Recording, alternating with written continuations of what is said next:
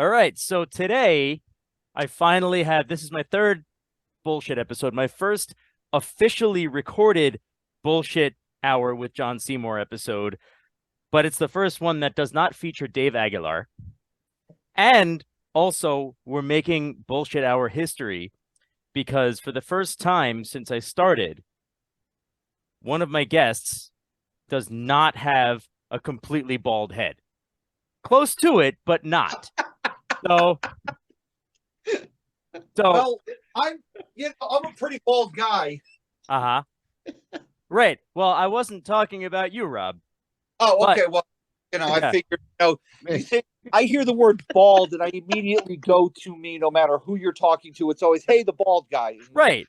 I've had Dave, Aaron, Keith, you, and Greg on the show, and Greg is the only one who does not have a completely bald head. It's funny you should say that. Yes. I'm enjoying it while I can, Uh-huh. where it's not completely bald. But it's funny you should say that because right now, Yeah. for the first time ever, on the chair I am sitting in, I needed a fucking ice pack. I'm old as shit, getting old as shit. And there's my balding head is right here. I got an ice bag here because my back is hurting. So this is a great. You're almost there, John. You're almost big 4-0. We might as well just shave your head bald, Greg, because I mean it's going anyway. So we might as well just kill it and pick that hair, man. You know what? Seems to make sense. I have an appointment in March with the stylist that does. She does men's styles, but she really does a great job with balding men. Uh-huh. And I'm gonna go for a Kelsey Grammer look. See how that looks. It might be my last time at her. I don't know. It might be my last time getting a haircut. I don't know. It's mine. Right. Not you, John. You're gonna keep those nice shiny locks probably a long time. Sorry. Locks up there. No, I don't think he's gonna be losing his anytime soon. Oh, you don't know that because the way aging works, as I am the youngest one on the podcast here today. The way age Sorry? That really makes me feel old. Well, don't worry about that. But the way aging works is that one day you have an Adonis body and a full head of hair, and the next day you look like a bell and you have no hair. You're a fat bastard. Yes. Yeah. Exactly. But I do have one thing that nobody else on your podcast has ever had. What's that? A pink beard. I was gonna ask you about that. I said you didn't have a pink beard the last time you were on, right? Yes, I did. I've had this pink beard for 3 years. I didn't. I guess I didn't notice the last time. Maybe the lighting didn't allow me to see it. It was fading out. It had to be redone. It was fading out, so we just redid it about a week and a half ago. So it's still nice and vibrant. Okay. Yeah, it was a very Dimebag Darrell of you. If you know the reference, I mean, I don't even know. We got the vapor. You got the vaping. You got the vaping. Yeah. Oh, it's cigarettes. Okay. It's a cigarette. I see it. And what do you? Let me ask you something. Now, I see. I make this mistake of talking about what's happening on the video every week because it's an audio show. But I can't help but notice, Rob, that you have like a scrunchie on your wrist. Yes, I do. What's that for? He forgot to take it off because he dresses in drag when he's not hanging out. But he had to. Greg, you found me out. I dress in drag the weekends and. Well, Rob. Actually, no. I keep it on there, so I have a bit of the wife with me at all times. Oh, that's sweet. And then when she hers, so then when she loses one, I can pull this one off, give it to her. I find another one, put it on there. I see. So you can just be like, she'll be like, I lost my scrunchie, and you'll be like, here you go, honey, and then bam. I do the David Copperfield thing, pull it off, and on with the day. If you came to that Ghostbusters screening, you would have seen that that is in fact a pink beard, and you would have met Rob's wife as well. Oh, well, I mean, I saw that it was a pink beard today, so I mean, I guess better late than never. She bought me a T-shirt that says "Strong men wear pink." It's true. It's true, though. Like I don't know if I necessarily have any pink clothes. I might, but what was that Simpsons episode that they took him. Yeah, that's why he went to the crazy house, because he was wearing a pink shirt. He was wearing a pink shirt. Yeah. Yeah. Oh, yeah. All right. So, yes. Obvious news here. Hell of a game for the Devils in San Jose, California. Am I talking to hockey fans or well, come on, I have a huge announcement to make. Hold on a second. Rob, were you answering that question? I'm a Rangers fan. I used to watch the Devils. My dad and I had season tickets. They weren't doing good, so we stopped them. Stopped going to them. My dad was security at Madison Square Garden for over 30 years. I saw so many Rangers games. Nice. In that time frame that Rangers and Devils, but I think the best was the Rangers and the Islanders was always the best fight. Nice. In the crowd anyway, not on the ice, but in the crowd was the best fights. I would also go to Rangers games, except that, I mean, who can afford to go to a Rangers game? Anyway, I certainly can't. The worst seats in the house are like $150. So, that's enough for me. Greg, you have an announcement to make. I do. For I don't know if you know this, John. John and I share a birthday month, actually. His is the 12th, mine is the 25th. For an early birthday present, the other February birthday boy, John Seymour, earlier in February, so an early birthday present. Bless the dinner. Rob. He's taking me to a Devils game. Yay! Have you ever been to a live game, Greg? I've been to live games here and there, and to be honest with you, I don't remember if a hockey game was one of those things. I think I was at a hockey game before. Live hockey game, it is a whole different experience from any other sport you've ever watched. Yep, it's true. Me personally, I was always looking forward to the fights on the ice because that was like, there's a lull in the game. Somebody needs to kick somebody's ass in order to make this more better. I've been to hockey, football, basketball, and baseball, and I do have to say hockey is the most exciting to see live in person. What's gonna happen, Rob, is I'm gonna post on Facebook when I'm at the Devils game with John, but I have to make it clear I'm only shopping for a hockey team right now, because otherwise I will be immediately unfriended by George and Mark Lubliner. Oh, hold on. Yeah. You're a big boy. You got to have your own opinion. Who doesn't? Mark. And please, George, please. I love him to death. I watched Mark grow up from the time he was born. Right. I've known George for many years. So essentially you're saying you will come to my defense, and if they disown me, you will kick their asses. Oh, I'd be more than happy. I will. They're family too. But if I have to, I'll step in. I got your back. You don't have to worry about. Great, and we know Aunt Susan / Mom will have my back. Now, this is one of the things they do on podcasts that people get annoyed. They're talking about people they know and everything. But the context here is not like, hey, remember leaking apple pie? No, we're not doing that. We're fucking in context talking about a hockey game, and that if the audience is smart enough, they'll figure out that it means that my family are Rangers fans and I'm going to a Devils game. You know what? Yes. Long story short. Can agree with me on this. You like who you're going to like. I understand your phrase, shopping for a team. Yeah. But do me a favor. Leave it between the Rangers and the Devils. Do not go outside those two teams, please. You know I'm not. Oh, I'm absolutely not. I can accept it if you'll watch the Buffalo Sabres, because they are also a New York team. Islanders, I don't know. I don't want to lose too many listeners over this. Not that I have that many listeners. I find the Islanders to be a very uninteresting team to watch. Like I'm like, okay, if I'm gonna root for, between the Islanders and I don't know the Red Wings, fine, I'll root for the Islanders, but I really kind of don't care. I think, if I'm not mistaken, I mean, I'm almost 44, so I don't. There's some memories that are escaping me. I know for a fact I was at Mets games. I know for a fact I was at a Nets game because we went with my school. It was like a field trip to a Nets game. And I think if I might have been to a hockey game, but I don't know. It wasn't Devils, but it was either Rangers or at Madison Square Garden, some kind of a school playing hockey. Okay. Or something like that. So I just so yeah, baseball. So never football for sure.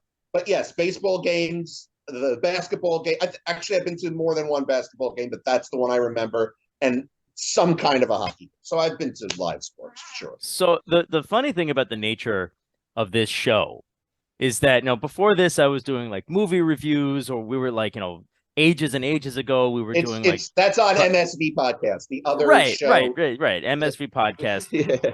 But before, thank you, Greg. I right. Forgot to mention that. Before this, it just kind of seems like you're forgetting your roots. Before this, I was doing movie reviews or TV show reviews on MSV podcast, and so basically, what would happen is the panel would show up on the Zoom meeting, and we would shoot the shit for a few minutes and then get started. Like warm up. The problem with a show like this is that you don't want to shoot the shit for a few minutes before you start, because you want that to be recorded. So there's no real way to warm up before the show. You just kind of have to prepare mentally. May I say something? Well, sure. This is a show that John did not have to invite me on. Really? No. I mean, virtually, he did not have to, like on this show, like MSV. I was one of the founders, one of the 2.5, John, and a half. I'm going to count you in there as half a founder. But like the fact that you asked me on this show is like, how nice. You asked me on this show. And with Rob, of all people, because Christmas Jews has broken the record as as the biggest podcast ever hosted by 3 Jews that aired that night. You may recognize this panel as the Christmas Jews panel. That's over on MSV, yes. Over on MSV, Christmas Jews, which could... maybe your listeners... Oh, I'm sorry. Maybe your listeners can help name this group. I wanted either to be... Three choices, and you guys could throw out things at me. I want us to either... Well, there's the trio of brothers, and that's... Now, no one's welcome in our posse. When we're hanging out all together, whether it be on a show like this or, in person, we are either the trio of brothers, the Jew crew, or the 3 Jew crew. All right. So if you have any thoughts, either one of you, on what we could be named, we could be a Ghostbusters without a 4th guy. We could be that too. But John, you're outnumbered here because Rob is a believer in that kind of stuff, and the paranormal kind of stuff. But so, you could always be the skeptic Ghostbuster. So anyone who's listening, yes, like based on what Greg just said, you may be able to figure out why I didn't have to invite Greg on the show. Yeah, I mean, of course, Greg, we fuck around with each other, and I love you dearly. We fuck around. This is what happened. Like, of course, this trio of brothers, the 3 Jews. You were the one who introduced me to Rob.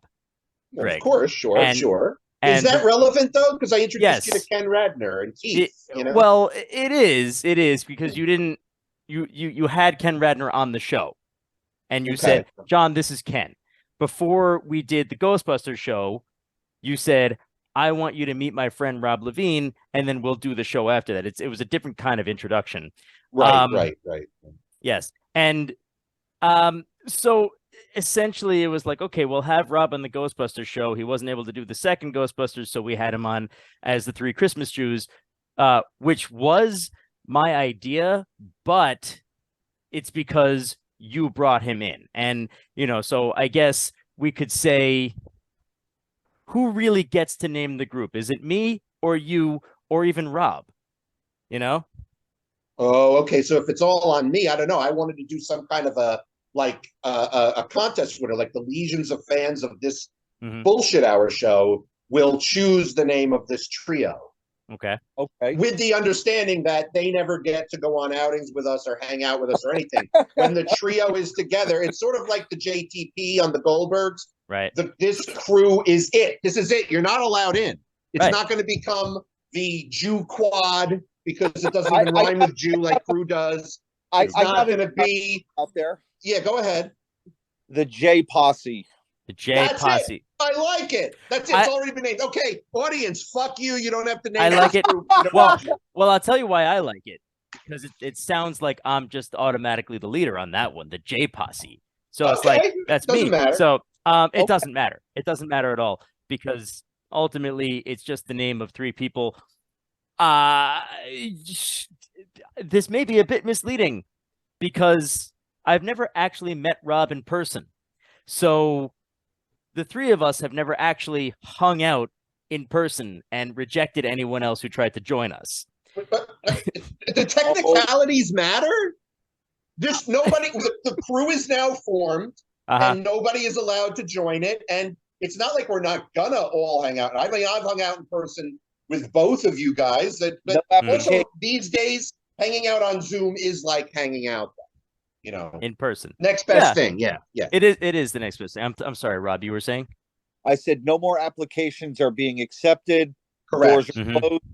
Right. Like not even like you may ask me like, oh, will you make an exception for so and so and such and such? No, they're not part of this cabal here. They're not part of it. And eventually we're going to be the secret society that runs the world. But that's later. That's later. Rob, will you be with Greg on his birthday? I'm hoping so. Okay. Unless something else changes, yes, I will be. Oh, excellent. Well, you know, it's a schlep, so we know that. But yeah, absolutely. Because then, like, so many posse members are going to be there. Oh, it's going to be great. We have to come up with a secret here. We could. I know we're over Zoom right now, so listen. We have to. How about this? Wait, if it's the J Posse, we do this to each other. J. Right. Greg, you need to stop doing things that are only visual. They don't. What difference does it make? That was the secret. Like I could keep doing this. That's true. Right. That's true. Yeah. That's true. All right.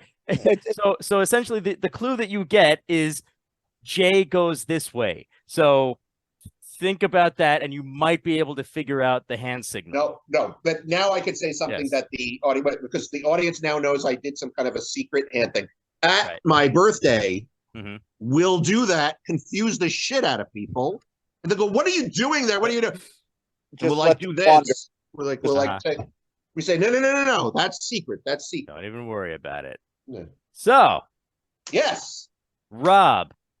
Yes, I would love to hear. Is it okay if we talk about what you do at work? Yeah, I don't care. Okay. All right. There's nothing secretive about what I do at work. You know, I am a security guard for Six Flags Great Adventure. When the park is open, I stand at a gate and bring people in and search their bags. And now that the park is closed, I'm just standing at a post watching a gate and getting paid for it. I mean, it's. Do you have to stand? Do you stand all day? No, I'm in a nice little booth with a heat or an air conditioner. I got a nice little pool to sit on, and you know, I get to sit there and talk to people for the most part all day. All right, that's. I just pulled last week. I did 4 graveyard shifts from 12 at night to 8:30 in the morning. Wow. So what do you do between midnight and 8:30 in the morning at Six Flags? Well, not really much going on. Between like 5 and 6 in the morning, everybody starts coming in. All the maintenance crews and everybody else start coming in. You know, got to sign people in, check badges, all that good stuff. But between the hours of 12 and 5, there's not much going on. But there is 24-hour security. I mean, you know. Right. You got to make sure that people don't try to reenact Family Vacation. Yeah. And every time I go to work, that scene, I'm waiting for a pea green station wagon to show up and watch Chevy Chase, Beverly D'Angelo, and everybody else jump out of the car and want to go ride rides. That's just, you know. And just hold you up at my memory of it is a bit fuzzy. Was it at gunpoint or did they just make No, they went to the park It was closed. They left, went to a sporting goods store. Clark went in and bought a BB gun, and then wound up shooting John Candy in the ass with it. Wow, John. It took him on all the rides. That was hysterical. Yeah. They made him go on the rides with them. And just a little bit of information: that movie was filmed at Six Flags Magic Mountain in California. Yes. Oh, yes. it was a real Six Flags then. Okay, that's cool. So it's all the more personal for you then. Yeah, I just don't want to be shot in the ass with anything. I mean, that's just go ahead, have fun, be my guest, have a great time. Yeah, right. It's like you get like thugs or whatever, a family coming in and being like, "You're gonna let us ride the rides now." I don't even want to know what you're gonna do if I don't let you ride the rides. It's like, go on in. That's fine. If you guys can start them up and run the rides and get on at the same time, you're a better person than I am. Yeah, it's like, I'm just a security guard. I don't know how these rides actually work. So I don't know, Rob. Let's go back to one of my jobs in Queens and let's see who had it better. Okay, did you have it better? Do you have it better at Great Adventure, or did I have it better when I worked security like that at an retirement residence building in Queens, but with a nice little old lady named Yolanda who made me authentic Italian dinners every night? Which one of us had it better? I don't know. They're both a lot of fun. For the authentic Italian dinner, you had it better. Where you didn't have it better is you got to deal with old people all day. Yes, I did. Yes, and I the did. Smell of old people too. Well, maybe. I mean, but masked by tons of perfume. Yeah, there it is. I don't know whether I should tell the story.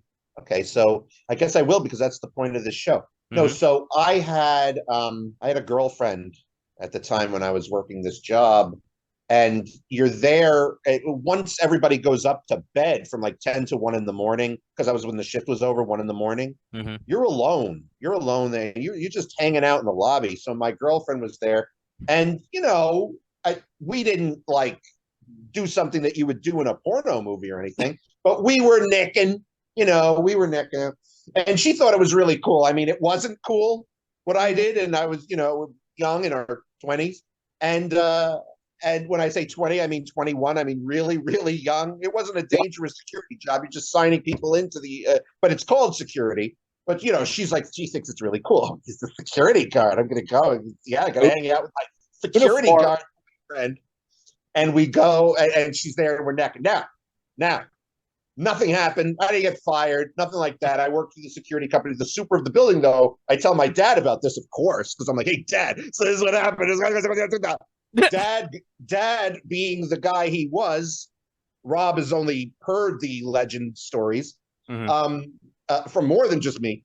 And so him being what he was, he went to the super of the building, and he said, so Greg had his girlfriend over here. So tell Greg that you have on video him and a girl with long red hair, like necking, and that he's going to get in trouble or whatever. I don't care what you do like that. So he did that, and he came out, and he's like, I saw, we have cameras, and they do have cameras. We don't look at them, but it was right. He goes, I saw you. It was a girl with long red hair, and you were there.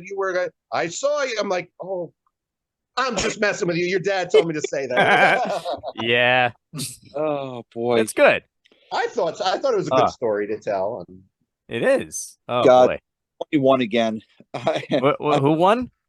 I said to be 21 again. I missed 21. Yeah, no. Yeah. I right, because that was then, and now I'm here with sitting in a chair with an ice bag on my back because my back hurts. Yeah, but who are you sitting in a chair with? You're sitting in a chair with your two best Jew friends. Yes. So there is no downside. No, there's no downside hanging out with you guys and hanging out and doing podcasts. And John, you must be impressed with me that I came in and didn't rehearse anything. I suppose. I mean, well, because I always on the podcast always come in and have something prepared, and you can totally tell it's prepared. That you can't wait to say. Right, exactly. That's what I meant. Right. I mean, yes, no, I I do appreciate when you come with things prepared to say. I just always make fun of you. And of course, it's always out of love and adoration. Oh, yeah. Oh, absolutely. Never, no. Right. John, yes. But the thing about us, Rob, is that, like, have we ever scared anyone in one of those chats? I don't know. Nobody's ever said it. But, like, we've been in those chats with our podcast guests, whether it be from my regime, John's regime, Rob, right. and everyone that's listening, and Rob. What happens is John and I start to rip on each other to a point where you don't know that we're joking, which is what we do anyway. And like the sardonicness, the sarcasticness, and the ribbing and the mean-spirited things we start saying to each other sometimes. It was really a certain panel member on the In Utero podcast that I'm really wondering whether or not they didn't know we were saying, because then they came onto the chat with us. It was just like, oh, hey, John. Oh, hey, Greg. We're being completely friendly, civil, loving selves to each other. And we had just said some shit about each other. But that just shows the love and the respect and the friendship that you guys have. Of course. You can sit there and rip on each other all night long, and then people think you're serious, but then you turn around and you're just back to normal. Hey, what's going on? Exactly.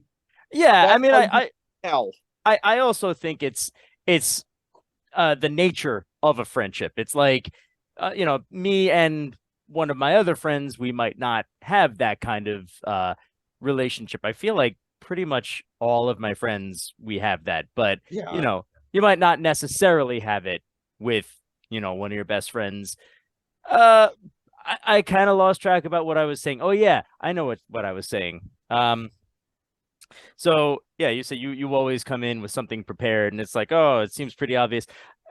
Sometimes more or less, it's just more about how you can't wait to say your thing that you have prepared, and I'm like, hi, welcome to the podcast. Hi, so I have something to say about this. And I'm like, oh, hey. Well, it's either that or on other shows. And if anybody wants to check out those other like shows from, it's not just that. It's like, when we've had other guests on and they're fine shows. It's not that they didn't even, it's not that they weren't fine even with this, but I go in not with anything planned, only at the beginning. Okay, I just have some notes here and things I want to say. And then like sometimes if it was just you and me, you knew that I was just going to announce those things on the show. But like other people never let me get started. And sometimes it takes like a half hour. I'm like, no, I have to get through these notes, especially when we were on Twitter. Right. I used to do the podcast Twitter shout out. Anybody from Twitter, I used to do that every week, especially in season 1. Actually, only in season 1. In season 1, I said the shout out this week is the shout out. So I had an agenda, but it was a different, season 1 obviously was a different nature of the show. Of course. Well, season 1. Yeah. Season 1, I was fresh. I was green. I had no idea what the hell I was doing. Well, you could have fooled us. Well, okay, so I was just about to say I was really running on like anything that I had naturally in me. Which is, sort of they what they call, I think the Jews call it the gift of gab. And you can, I say, oh yeah, I have something to say about that, and this is this. If I listen back to myself from those days, I might say, oh, well, I would have done this differently. I would have done that differently. Then again, I was the Ed McMahon, the Andy Richter. So it wasn't quite as important for me to know what to say and how to lead a conversation, because I do remember. Yeah, you were. Yeah. Well, we'll be talking about this in an actual episode of MSV. Right. But for me, you were my Vanna White, John. Right. My Vanna White. Yes. Right. Because you remember when you said, "Hey, do you want to lead this this next discussion?" The MSV? Right. You said no, and that's how I was trying to get frickin' Gilberto to talk. Right. Well, I said I'll give it a try, right? If I recall, and I just basically passed it off to you because I didn't know. I didn't know how to lead a conversation. So look how far you've come. Yay! Very nice, very nice. I realized something just now.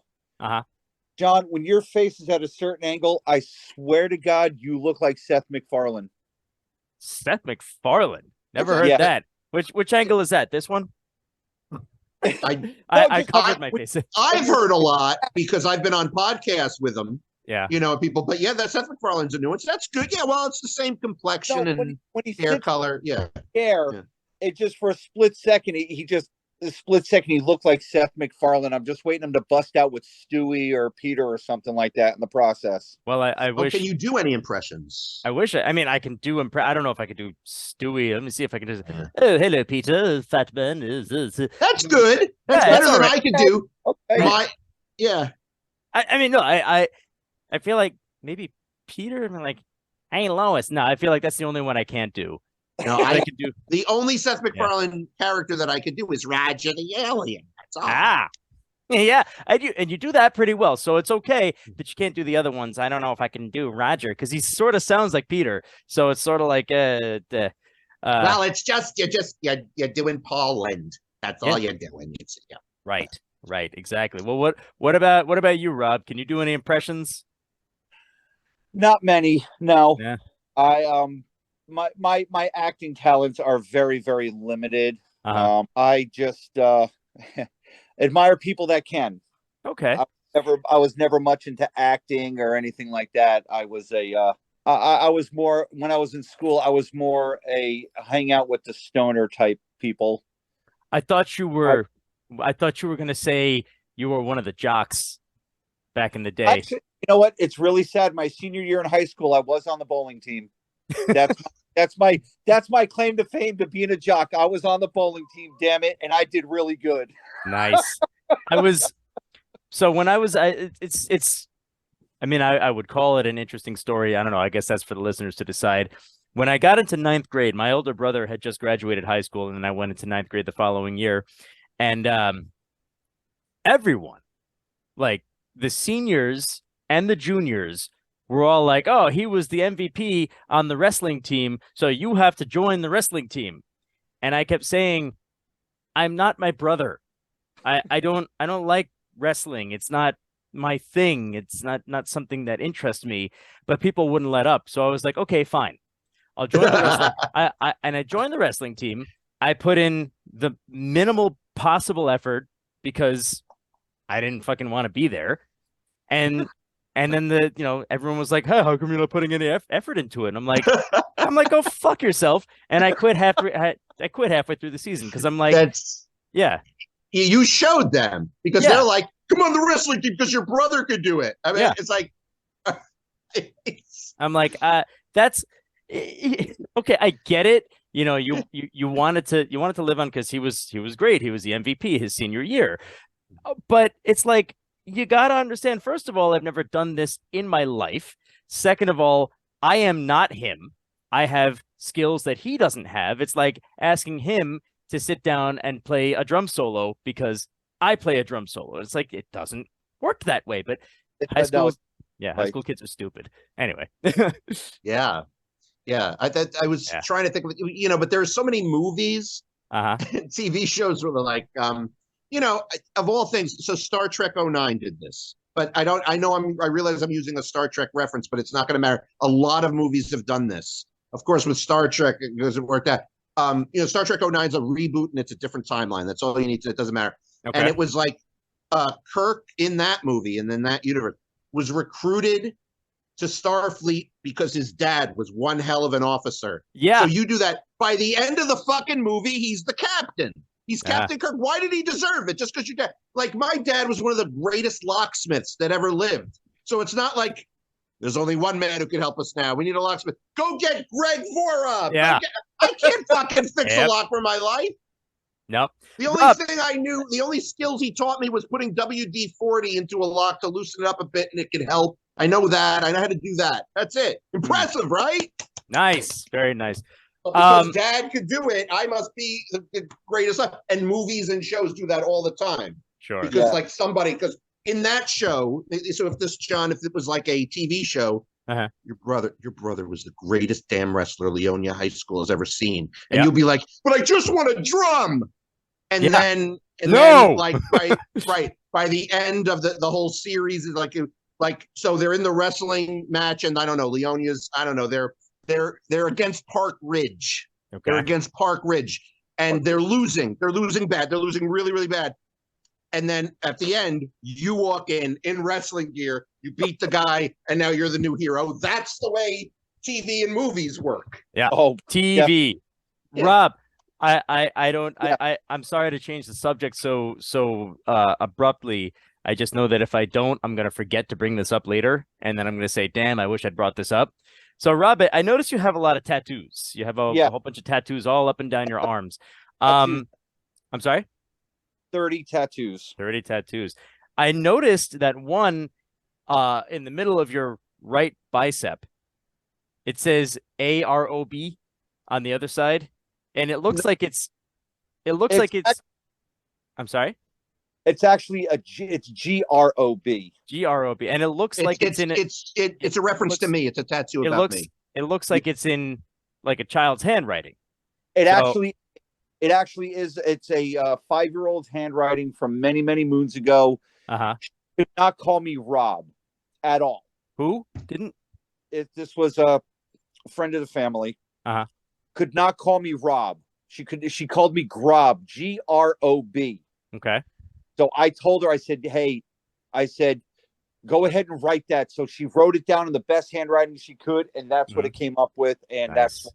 on the arm. I figured it must have some kind of significance because everything else looks very like professional, very like well done. So, you know, Everything I have has some kind of a meaning to or a reference to something. right, but I just mean that because it's so conspicuously out of place because everything else is so perfectly done that I'm like, okay, well, that's got to be something different there. Wow, I can't even get mine in frame, and it's like it doesn't come.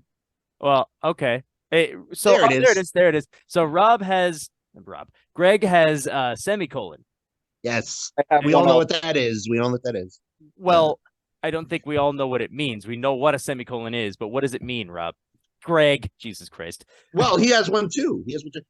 The semicolon is the standing in solidarity with those who have taken their own life and mental illness and addiction. Yes. And I, on the other hand, still have not gotten any tattoos. I may in the future, but Yeah, as of right now, I don't have it. Yes, I think you need to get this man a tattoo. It's in my case, yes. It's an addiction. Let me tell you, it is an addiction because I already have 3 or 4 more that I plan on getting. wow. It's an addiction. I already know what he'll get a tattoo of. And Oh, what's boy. that? What's that? JP. Weren't we at the beginning of the show? The Jew You posse? know what? Ah, the You Jew know what? posse. Yes. Yeah. All right. I think that is going to have to, and these always happen very abruptly as well, these endings, because they have to end somewhere. That's what I'm saying, because Yes. it just segued from the beginning of the show from the JP to right now. So now it's all come around full circle. It's exactly. like it's like some Pink Floyd like wavy dream shit. That's like, isn't this where we left off? Here we are. And now we will be, and this is my most awkward closing of a show yet in all 3 episodes. Now we will be ending the episode. I would like to thank Greg Vorob and Rob Levene for being on the show for the first time. I had a blast. I hope to have you on again. Absolutely. Because I don't know a whole lot of people. So, it's right. Like that's true, but okay. Well, okay. Let me qualify that. I don't know a whole lot of people who would want to be on the show. If you're listening, you're listening and you want to be on the show, check this out. I'm doing this for the first time ever. Send an email to John JONSEYMOUR, and then these numbers 101903. That's John Seymour 101903 at gmail.com. If you're listening and you have any interest in being a guest on the show, shoot me an email. If you want to tell me how annoyed you are by listening to me, why you're still listening to this after 40 minutes, I couldn't tell you. But if you want to tell me that, send something to that email too.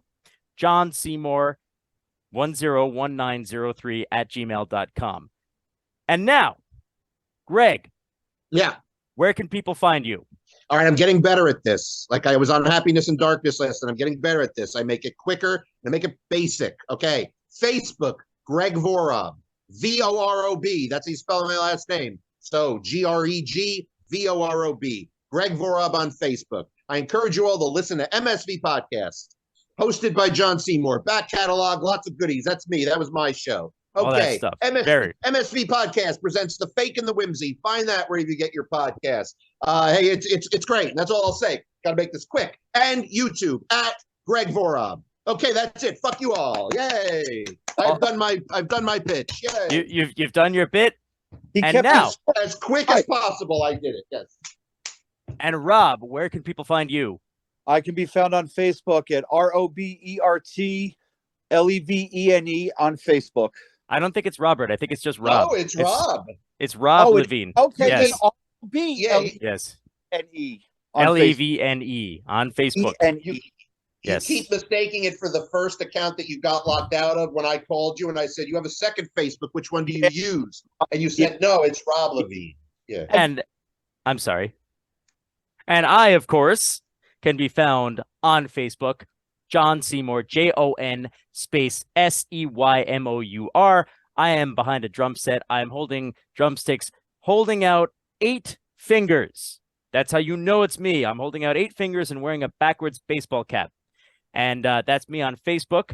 Of course, don't miss the Sign of the Four reunion. That's the Ronnie James Dio themed tribute band, but we also play other stuff such as Judas Priest and Deep Purple and stuff like that.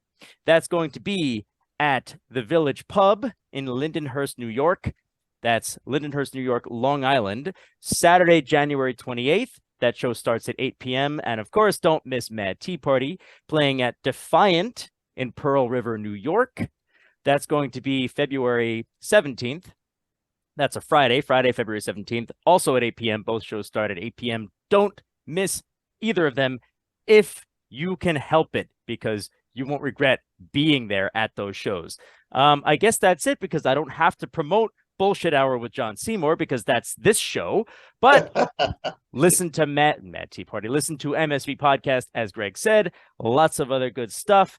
And again, if you want to be on the show, shoot me an email, JONSEYMOUR 101903 101903 at gmail.com.